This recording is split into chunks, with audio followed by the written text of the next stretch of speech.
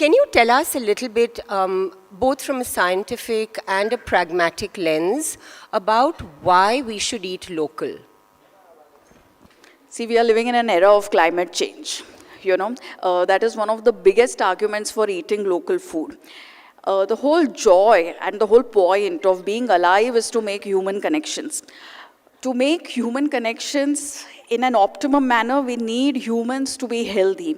And healthy humans are not just about how much they weigh and what is their size, but also about how in sync they are willing to live with their climate, whether or not they have the wisdom to eat within their ecological means and not just economic means. Otherwise, aajkal coolness translates into having an avo toast every morning or a quinoa bowl or a probiotic yogurt or one of those things, rucola salad, asparagus, skewers and stuff like that.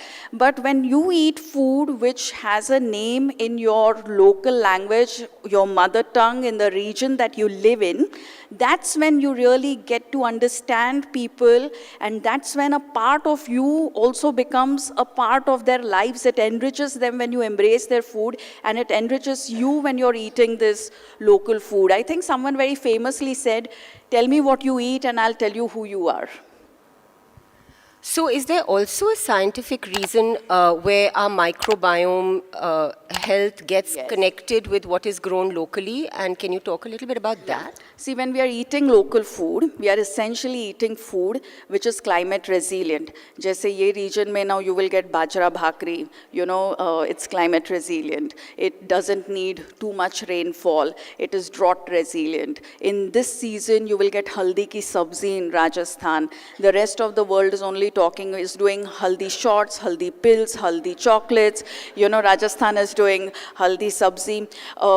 And Rajasthan also has this tradition of, one plate, 4 people around that chokri and sharing it. And I think that is essentially why Rajasthani people are also the smartest people. Kuch bhi kar dete, reet se tel nikalte. Thank you. It comes from knowing that every resource should be valued and every resource should be shared, because at the end of the day, apna kaam human relationships se hi hota hai, and nothing like forging good relationships than eating together. So I think eating local means that it is suitable for the soil in which you're growing.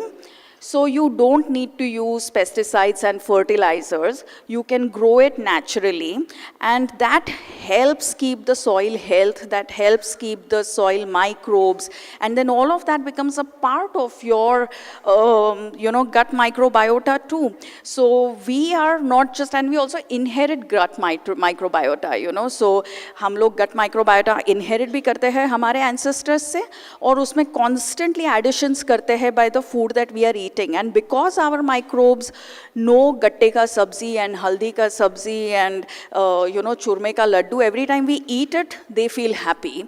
But because we spend so much time on social media, we begin to feel guilty, and then there is a fight between the mind and the stomach. Ye kitna khana hai aur kahan rukna hai. But yes, eating local is, is really future proof. That is what we will need to eat. Otherwise, we are only, and it always pains me to say this, we are eating दूसरे poor nations का खाना thinking that we are very rich. Quinoa है, South American के गरीब लोगों का खाना है. डार्क चॉकलेट भी अफ्रीका से आ रहा है. इट इज़ उधर भी जो गरीब बच्चे हैं वो उसे पिकअप करते हैं. पर हम पुअर नेशन ही हैं, हम अभी भी डेवलपिंग ही है, पर हमारा खाना रिच है. So if we are able to eat according to our diverse culture, I think that's our biggest flex. So instead of eating, in my book, I also write this one formula, I call it the triple B formula. If what you're eating is also available in Boston, Bangkok, Bangalore, and it is known by the same name every single place in all of these Bs, then you better not eat it.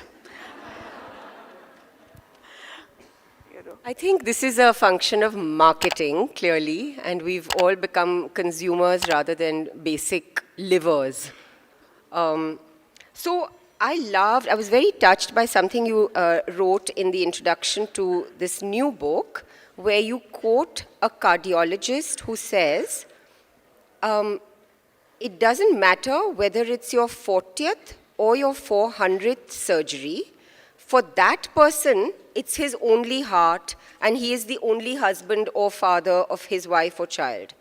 So this idea that you brought into the kitchen, that every time you make dal, it should have that same quality of attentiveness, is a very profound thing that you've said. No, thank you. You know, and that every day in the kitchen, there should be a sense that you are making the best dal.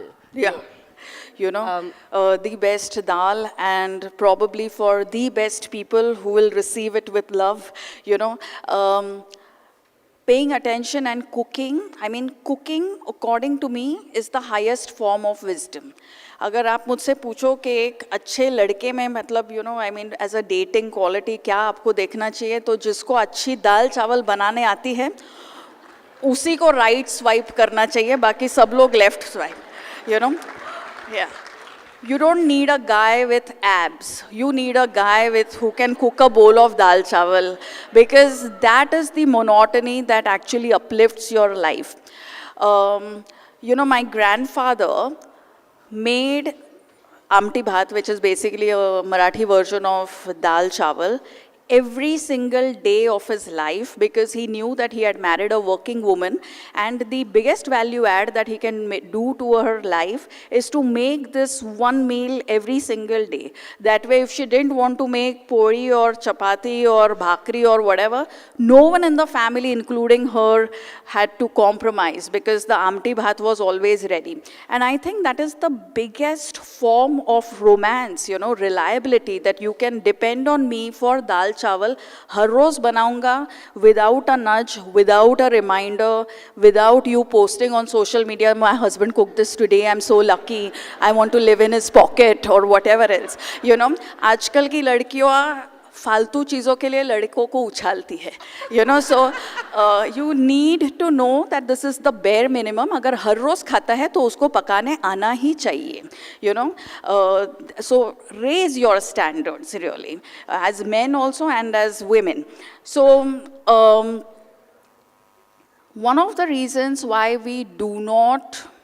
the status of cooking is not as elevated in our heads as it should be is because of gender.